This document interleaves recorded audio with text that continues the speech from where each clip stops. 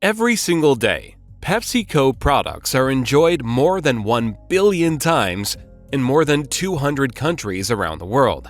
And each year, the mammoth company generates over $70 billion in net revenue.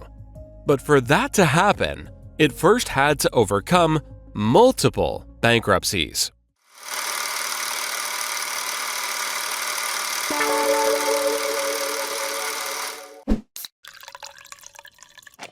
To understand the making of PepsiCo, we need to go back all the way to the year 1889. That's when pharmacist Caleb Bradham first created Pepsi-Cola. Like many pharmacists at the time, Caleb had a soda fountain in his drugstore, where he served his own drinks. His most popular beverage was something he called Brad's Drink. It was a mix of sugar, water, caramel, lemon oil, cola nuts, nutmeg, and other additives, and it was the perfect product to refresh and energize his customers. As the drink caught on, he decided to give it a snappier name, and hoping to duplicate the success of Coca-Cola, he named it Pepsi-Cola. Just like the original cola, the drink was sweet, carbonated, and well, cola-flavored.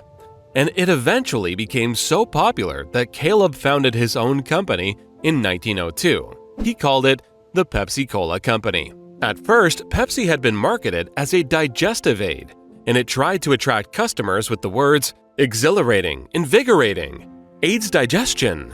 Perhaps not the most enticing slogan, but it seems like Pepsi-Cola noticed that too. As the brand flourished, they switched tactics, and they dropped the slogan and began relying more on the power of celebrities. To increase sales, they hired Barney Oldfield as a spokesman. Barney was a famous race car driver of the era, and he quickly became famous for his slogan, "Drink Pepsi, it will satisfy you." The ad campaign was a massive success, and Pepsi-Cola would continue to use celebrities in the coming decades. But then, disaster struck. After many years of success, the company fell on hard times after World War I. Caleb had gambled on the fluctuations of sugar prices during the war, and believing that sugar prices would continue to rise, he bought enormous amounts of sugar. But unfortunately for him, the exact opposite happened. This left Caleb with an overpriced sugar inventory. He lost the company, and Pepsi-Cola went bankrupt. What now? At the time of Pepsi-Cola's bankruptcy, Coca-Cola had already long emerged as the dominant brand. It was being sold around the United States and numerous foreign countries, and the future could not have looked worse for tiny Pepsi. A group of creditors took over the company's trademark, patents, and other assets for just $30,000, and a couple of months later, Roy Margarel bought them out for $35,000. With full control of Pepsi, Roy worked to keep the company alive, personally loaning it money and moving the offices and plant to Richmond, Virginia. But despite his brave efforts, he was unable to keep the company solvent when the Great Depression hit. And by 1931, Pepsi-Cola was declared bankrupt again. That same year, Charles Guth entered the game. Wanting to establish a new and successful Pepsi-Cola company, he quickly got to work. And he not only had a chemist formulate a better drink, but he also set up new bottling operations. He began selling 12-ounce bottles for just 5 cents. As Pepsi was basically offering twice as much as what Coke offered in its 6-ounce bottles, it began touting itself as twice as much for a nickel. And not much later, it scored an unexpected hit as its Nickel Nickel radio jingle became the first to be broadcast coast to coast. Pepsi-Cola is the drink for you. Nickel, nickel, nickel, nickel, nickel, nickel, nickel, nickel, nickel, nickel, nickel, nickel. Eventually, the song would be recorded in 55 languages, and it was even named one of the most effective ads of the 20th century. But there was also a problem with the lower profit margin. Charles knew that the company would have to grow if it wanted to survive, so he built bottling plants around the country and signed up hundreds of bottlers. Today, this would be called scaling. For the next 2 decades, Pepsi-Cola kept expanding, and when Alfred Steele became Pepsi's chief executive officer in 1950, it blew up exponentially. As a former vice president of Coca-Cola, Alfred knew it's all about advertising. and his emphasis on giant advertising campaigns and sales promotions increased Pepsi-Cola's net earnings 11-fold. It finally made Pepsi the chief competitor of Cola, but Cola was still outselling it by more than 5-1. Coke had built its dominance with 3 little but very powerful words: the real thing.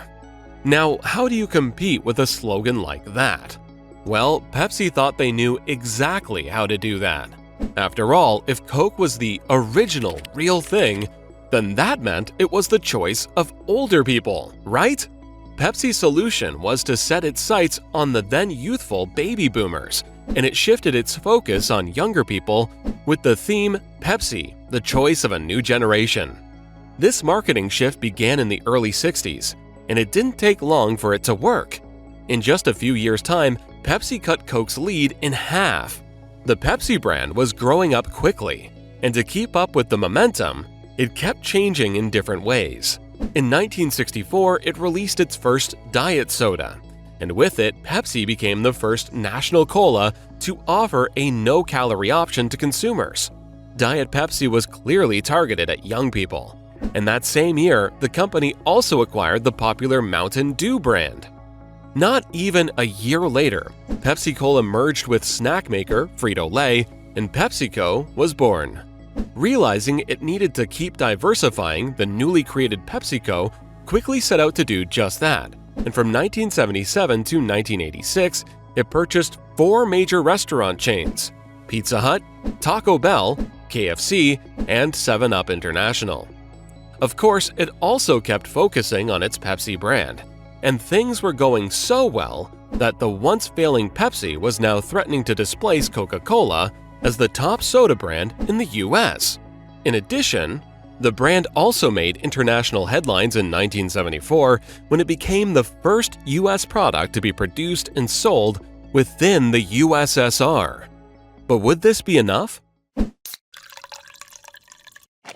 Although Coca remained the world's best-selling soft drink, Pepsi continued to gain market share in the 1970s and early 1980s. Their Pepsi Generation ads attracted younger drinkers, while older consumers were now targeted by its aggressive Pepsi Challenge campaign. The campaign consisted of consumers taking blind taste tests, and more often than not, they were surprised to learn they preferred the sweeter taste of Pepsi and not Coca-Cola. Coca-Cola's headquarters in Atlanta trembled with fear, and even worse was that their own research verified Pepsi's claim. Once again, there was no stopping Pepsi, and in 1984 it broke new ground when it hired Michael Jackson to be its spokesman. At the time, MJ was in the midst of his Thriller success, and the creative TV commercials were such a hit that Pepsi would hire numerous other celebrities throughout the decade, such as Tina Turner, Joe Montana, and Michael J. Fox. But it was with MJ that Pepsi truly made marketing history. Back in the 80s, essentially 2 kinds of people existed: Coke drinkers and Pepsi drinkers. And if you loved Michael Jackson, you now had good reason to want to be part of the Pepsi clan. Coca-Cola had already offered MJ a $1 million deal, but this was rejected, and the Jacksons moved on to PepsiCo instead. At the time, PepsiCo's CEO, Roger Enrico, was looking for a big idea. The goal was to make Pepsi look young and Coke look old. And who would be better for that than the king of pop? They struck a $5 million partnership, and it not only shattered the record for a celebrity endorsement deal, but it also linked the 2 entities for an entire decade.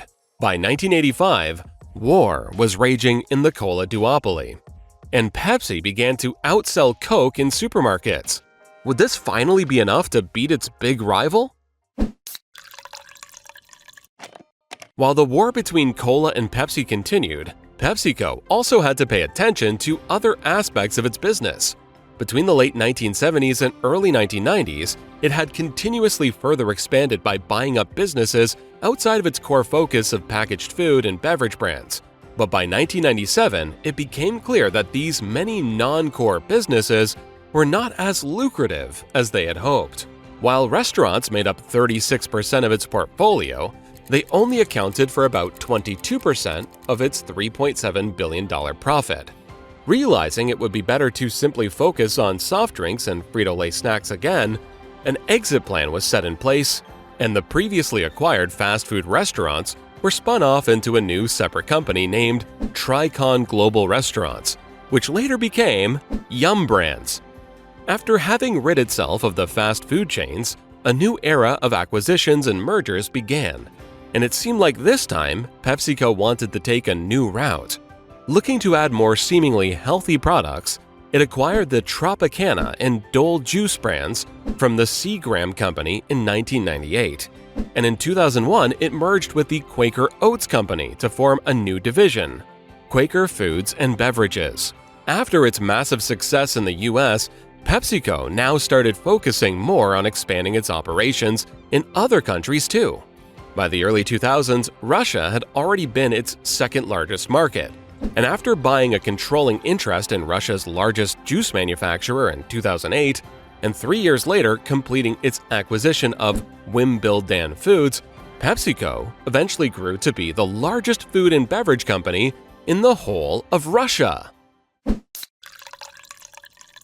Today, PepsiCo is one of the most successful brands in the entire world.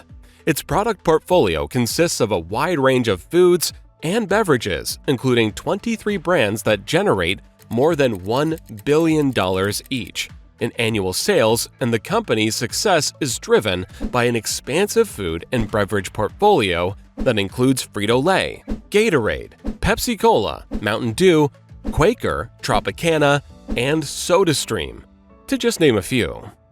Like its rivals, the Pepsi brand has diversified far beyond what Caleb Bradham could have ever dreamed of. The Pepsi-Cola drink is currently almost as famous for its memorable commercials as for its never-ending battle with its eternal rival. And since its inception in 1898, it has grown to be one of the most recognizable products in the world.